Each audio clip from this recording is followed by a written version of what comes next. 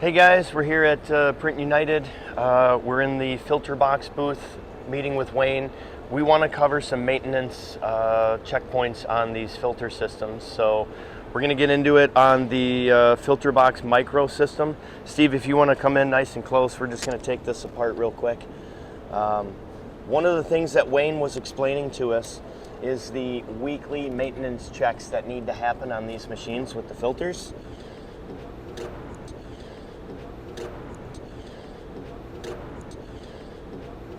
So when you have your filter system completely unassembled, you want to check that the inside of the lower unit is completely dry. You don't have any glycol buildup down here.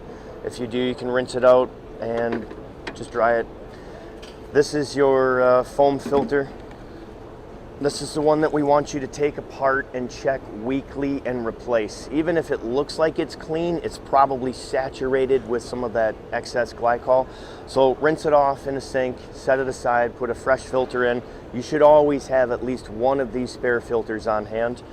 Put it back in. Gasket, foam gasket side down. Line it up.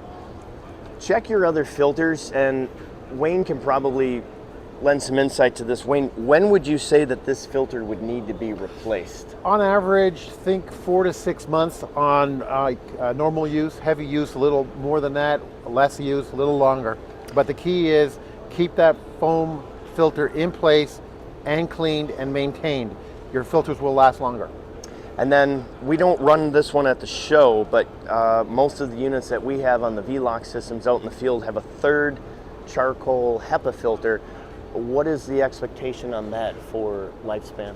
Again, probably 6 months. It's intended to take the odors away from the process that's being done with the DTF. Think 6 months, change all your filters, you'll be in great shape. Thank you guys for your support. You guys have been great. And the entire community, hope you're enjoying our products.